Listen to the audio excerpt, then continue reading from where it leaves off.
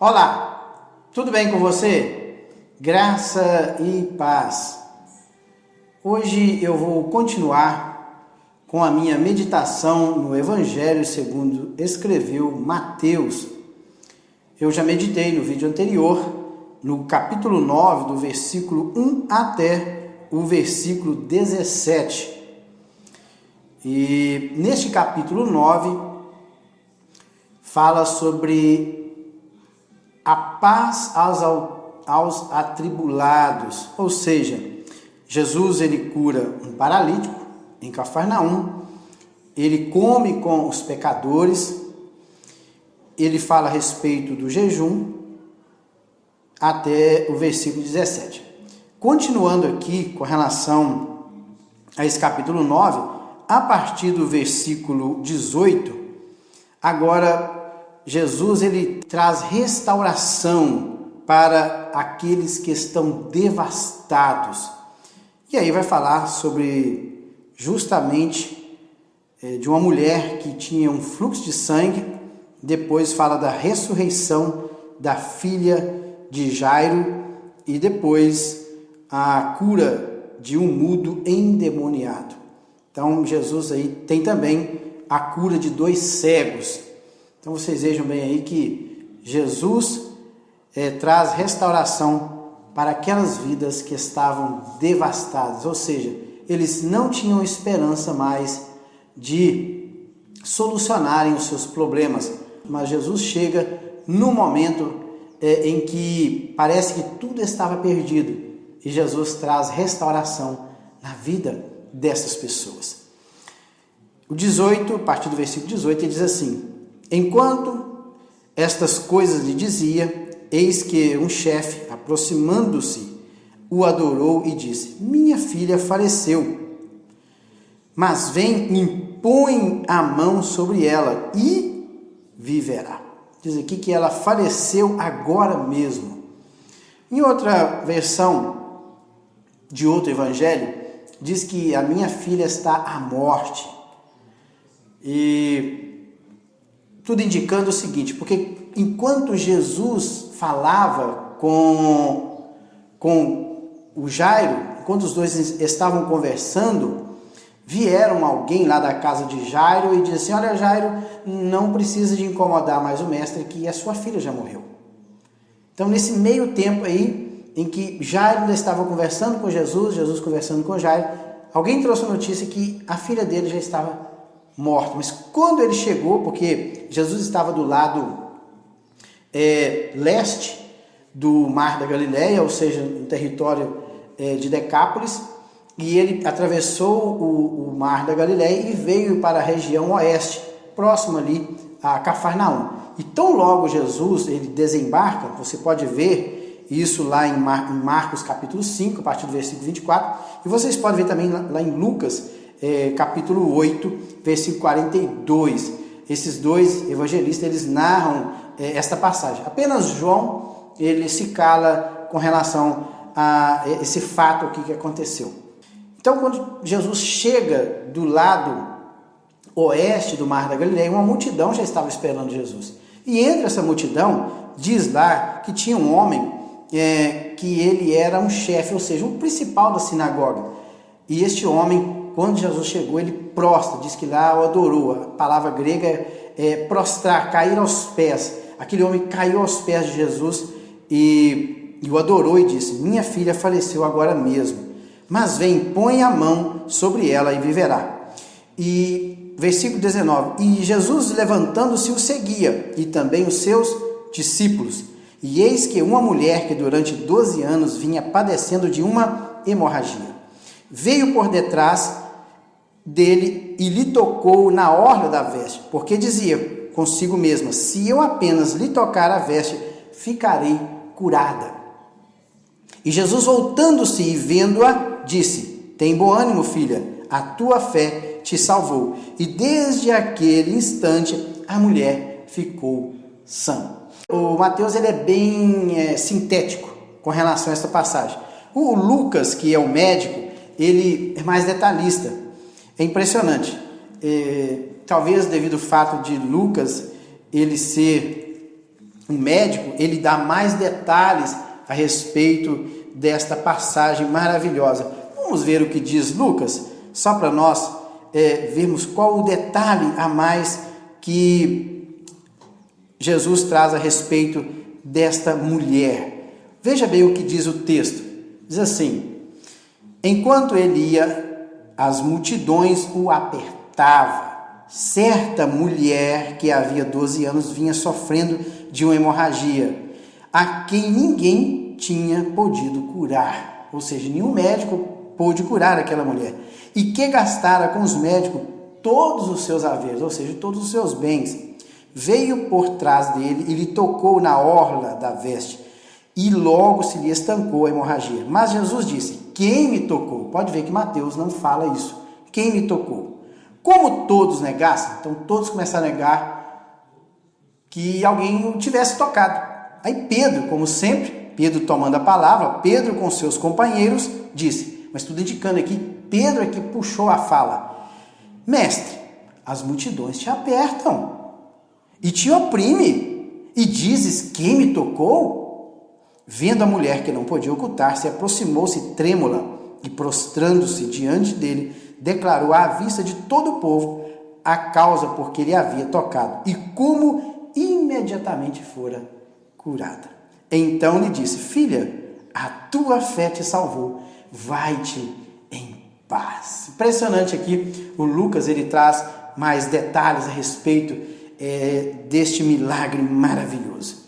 E outra coisa que me chama a atenção aqui é que o Jairo chegou primeiro, pedindo Jesus para que fosse até sua casa, para que ressuscitasse a sua filha, e Jesus, ele começou a seguir Jairo, indo em direção à casa dele. No meio do percurso, Jesus, ele é interrompido, é parado por essa mulher que veio por detrás e toca em Jesus, e naquele momento, ela é curada do seu mal. E veja bem, outra coisa que me chama a atenção também, é que a filha de Jairo, ela tinha aproximadamente 12 anos. E esta mulher aqui, a mulher do fluxo de sangue, ela tinha 12 anos que sofria dessa enfermidade. 12 anos de muita saúde, na sua mocidade ou na sua adolescência, parte para a eternidade. A outra, 12 anos, tendo uma vida de tribulação, uma vida que a tradução para afligida ali é como se fosse um flagelo que incomodava aquela mulher todos os dias. Ou seja, por 12 anos, aquela mulher, ela sofreu desse mal. E ouvindo falar, impressionante que ela ouviu falar de Jesus. Alguém falou para aquela mulher que Jesus passaria por ali e que Jesus seria a solução do seu problema. E ela não teve dúvidas. Ela partiu para ver quem era Jesus. E quando ela viu Jesus, ela pensou consigo mesma: se tão somente eu tocar na orla dos seus vestidos, eu serei curada. E do jeito que ela pensou, ela fez, e ela foi curada da sua enfermidade.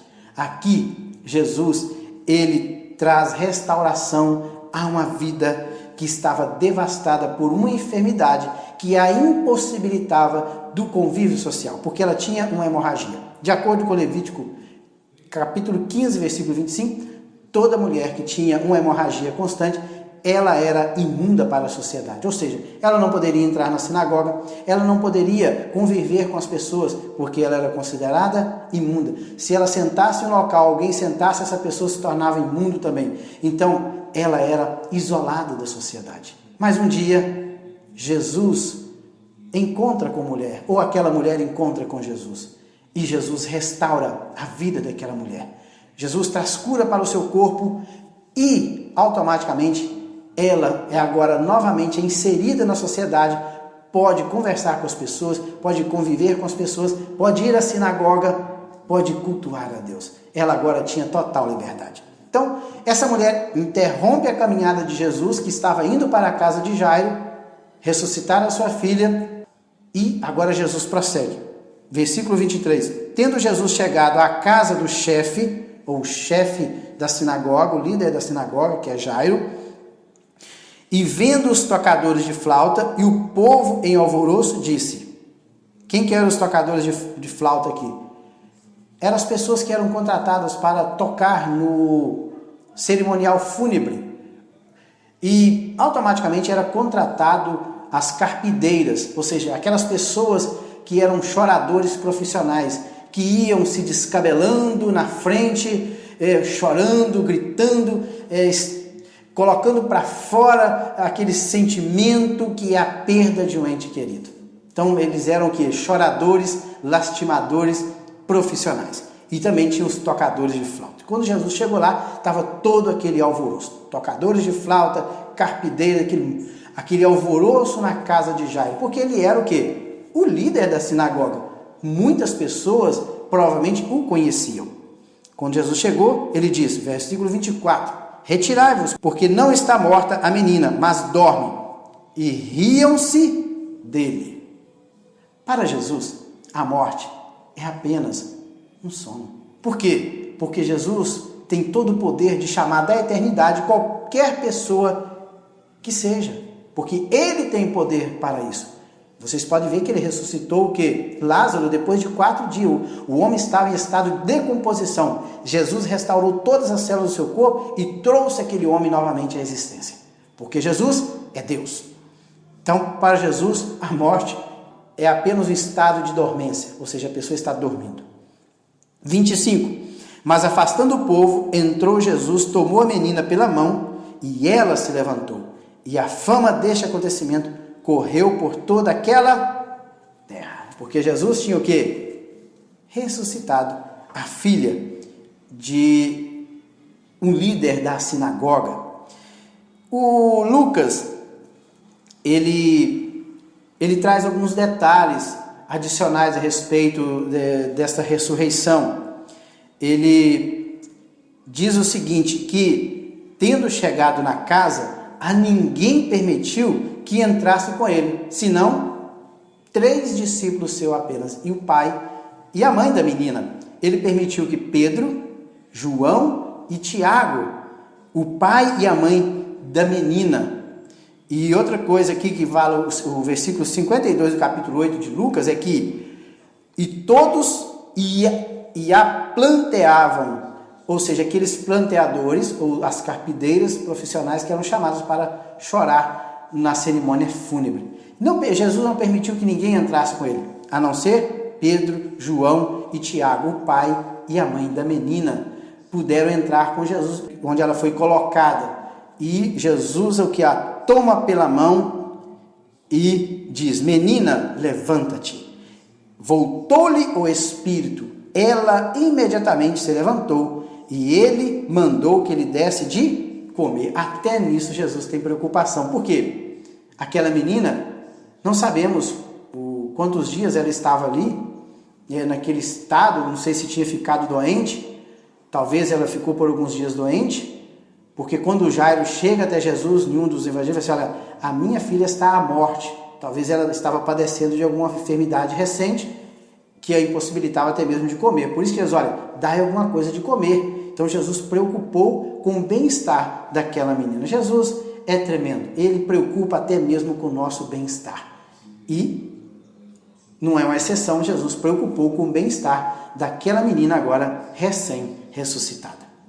Versículo 27, ele vai falar agora a respeito de a cura de 2 cegos. Partindo Jesus dali, seguiam-no 2 cegos, clamando, tem compaixão de nós, filho de Davi. Tendo ele entrado em casa, aproximaram-se os cegos, e Jesus lhes perguntou, credes que eu posso fazer isso?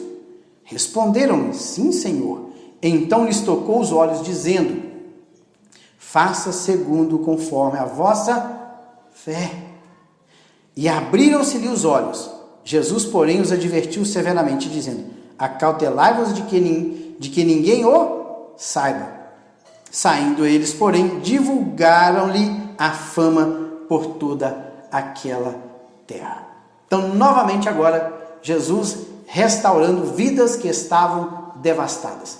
Para aquela época, até mesmo para os dias atuais, a cegueira, em alguns casos, ela é incurável. Não tem como restaurar as vistas. Então, quando a pessoa se encontra cega, ou seja, ela está com a sua vida devastada. Ninguém pode restaurar essa situação, a não ser Jesus, que traz a cura para as pessoas. E vejam bem que aqueles 2 cegos, eles clamaram a Jesus por misericórdia. Misericórdia é uma palavra grega que é eleo, ou seja, eu sentir simpatia pela dor do meu próximo. O que aqueles cegos queriam dizer assim? Mestre, sinta a dor, a nossa dor. Nós estamos sofrendo muito com essa cegueira. Tenha compaixão, sinta a nossa dor. Se o Senhor puder, faz alguma coisa por nós. E eles reconhecem Jesus como o Messias. Por quê? Eles chamam Jesus de Filho de Davi, ou seja, título messiânico, Filho de Davi. Tem compaixão de nós. E Jesus diz para ele: credes que eu posso fazer isso? Ele diz: sim, Senhor, nós cremos. É por isso que nós estamos pedindo ao Senhor que tenha compaixão de nós. E reconhecendo também que ele era o Messias, o enviado para trazer salvação à nação de Israel. O versículo 32 vai falar aí sobre a cura de um mudo endemoniado. E logo em seguida também vem a blasfêmia dos fariseus. Ao retirarem-se dali, foi trazido um mudo endemoniado. Aqui ele estava possesso. A palavra grega é daimonizomeno, ou seja, estar possesso ou possuído por demônio. E expelido o demônio, falou o mudo. Então aquele demônio que estava possuindo aquela pessoa, ela impossibilitava aquele homem de falar. Então quando Jesus expulsa aquele demônio, imediatamente restaura também o quê? A sua fala. Outra vida que foi restaurada e o qual a sua vida estava sendo devastada por um demônio. E para expulsar o demônio, não existe remédio neste mundo. Somente um pode expulsar demônios. Quem? Jesus. Somente Jesus pode expulsar demônios. Não há outro meio pelo qual alguém possa se livrar dos demônios quando eles estão possuindo a pessoa. Ninguém. Somente Jesus de Nazaré, o Messias, o filho de Davi, é que pode expulsar demônios. E expelido o demônio, falou mudo, e as multidões se admiravam, dizendo: jamais se viu coisa em Israel. Eu creio que essa multidão, porque no versículo 31, olha, diz assim: saindo eles, porém, divulgaram-lhe a fama por toda aquela terra. E retirando-se eles, quem é que se retiraram? Os 2 cegos. Então Jesus ainda estava o quê? Com aquela multidão que estava seguindo ele. Então, a mesma multidão que tinha contemplado, provavelmente, a cura da mulher do fluxo de sangue, a ressurreição da filha de Jairo, e agora contemplou Jesus expulsando demônios. Então veja bem que nesse texto que eu li aqui, a partir do versículo 18, Jesus demonstrando assim o poder sobre as enfermidades, Jesus demonstrando o poder sobre a morte, e agora Jesus demonstrando o seu poder sobre os demônios. Então Jesus é poderoso, ele tem poder sobre as enfermidades, tem poder sobre a morte, e ele tem poder sobre os demônios também. É por isso que as multidões maravilhavam a respeito de Jesus. Mas os fariseus, ou seja, os religiosos da época, não querendo abrir mão, ou com inveja de Jesus, o que eles falavam? Murmuravam. Murmurar aqui é uma palavra elego, ou seja, eles falavam algo injurioso contra a pessoa de Jesus. Olha, e os fariseus murmuravam, dizendo: pelo maioral dos demônios é que ele expele os demônios. Com esse sentimento de inveja de Jesus, os fariseus, olha, ele expulsa demônios pelo principal, por Beelzebu ou por Satanás, o príncipe dos demônios. 35. E percorria Jesus todas as cidades e povoados, ensinando nas sinagogas, pregando o evangelho do reino e curando toda sorte de doenças e enfermidades.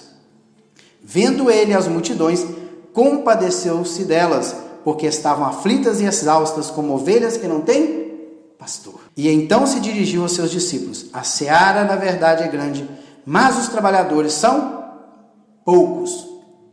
Rogai, pois, ao Senhor da seara que mande trabalhadores para a sua seara. Quando Jesus terminou de fazer tudo isso aqui, ele viu que realmente a seara, o campo, estava precisando de pessoas para irem fazerem aquilo que Jesus incumbiu que fizesse, que era o quê? Pregar o evangelho do reino e curar os enfermos, libertar as pessoas dos demônios. É isso que Jesus incumbiu. Mas ele disse: olha, a seara realmente é grande, mas poucos são aqueles que estão dispostos a ir até a seara para trabalhar. Por quê? Jesus, nesse tempo aqui, ele curou uma mulher de uma enfermidade incurável, depois ele ressuscita mortos, depois ele expulsa demônios, algo que ninguém podia fazer, a não ser Jesus. Ele falou assim: olha, realmente as pessoas têm necessidade, mas são poucos aqueles que estão dispostos a ir e fazer a obra do Senhor. Que Deus em Cristo os abençoe. No próximo vídeo eu estarei entrando no capítulo 10. Fiquem com Deus e até lá.